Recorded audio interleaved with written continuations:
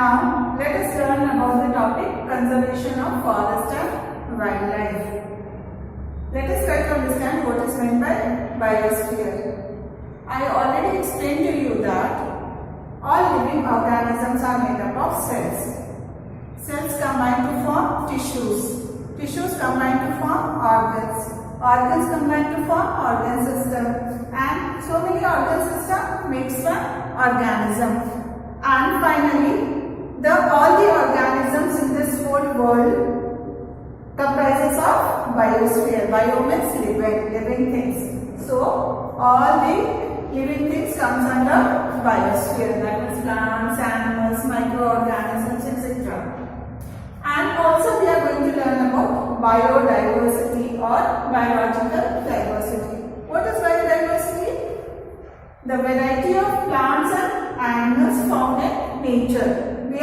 We have already seen that in our surroundings, in our nature, there are so many varieties of plants and animals. So all this comes under biodiversity.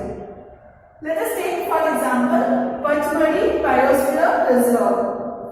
Here we can find variety of plants and animals, and government has declared this Pachmadi Biosphere Reserve as National Heritage also.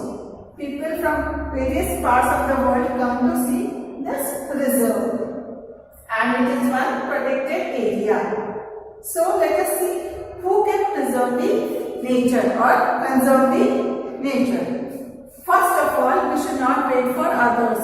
It is we. We should preserve the nature, our personal effort to conserve the nature. Next one is we can take help of our society members also. And together we can achieve a lot. If we are unable to do, then there are government agencies. They take care of the conservation of forest and nature. Like this we can protect our nature. Now let us see what the government has done. Here some of the protected areas for plants and animals are wildlife sanctuaries, national parks and biosphere reserves, which the government has set up so that there is no harm caused to plants and animals. So wildlife sanctuary is a small area compared to national parks, and compared to biosphere reserve, national park is small and biosphere reserve is a very big area, and many things are prohibited in these protected areas, such as plantation. Nobody can grow crops, nobody can do agriculture in such areas. Then cultivation of various types of food for eating, then raising of animals, and felling or cutting of trees.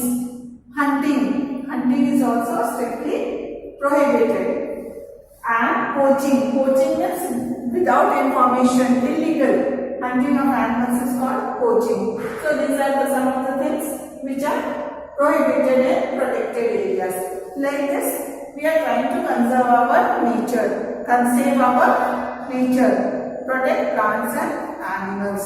I hope you also will join hands to do the same, not in big scale but at least a small scale. Thank you.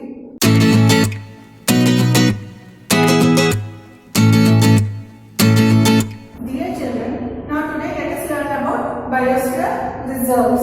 What are biosphere reserves? These are the areas meant for conservation of biodiversity, which comprises of plants, animals and other microorganisms. Once again, what is meant by biosphere reserves? These are the areas meant for conservation of biodiversity, which comprises of plants, animals and microorganisms. Now let us see what is the importance of biosphere reserves. So biosphere reserves helps in maintaining biodiversity and culture of that particular area. So it is very important for all of us that we should have such biosphere reserves. Here you can see a diagram. I have drawn 3 circles. This is first one, second one and third one. And you can see the outermost, the largest area is known as the Biosphere Reserve. That means the area of Biosphere Reserve is largest. And one of the example of Biosphere Reserve is Pachmadi Biosphere Reserve. Now after that comes the next protected area, that is national parks. Many of you might have seen national parks. So one example is Satpura National Park. Next comes still smaller area, that is wildlife sanctuaries. And examples are Bori and Pachmadi wildlife sanctuaries. Now let us see what is meant by a sanctuary. Here there is no disturbance to animals and their habitats. Nobody should disturb them.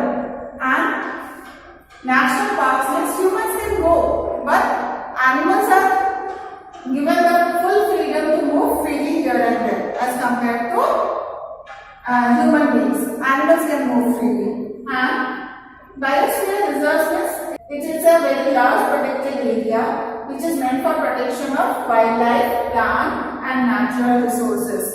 And not only this, it is also meant for protection of tribals, the people, ancient people who are living in that particular areas, because we need to learn about the tribal peoples. We don't know that how they have, how was their life in that particular time. So these are the steps government has taken to conserve our natural resources, nature and plants and animals.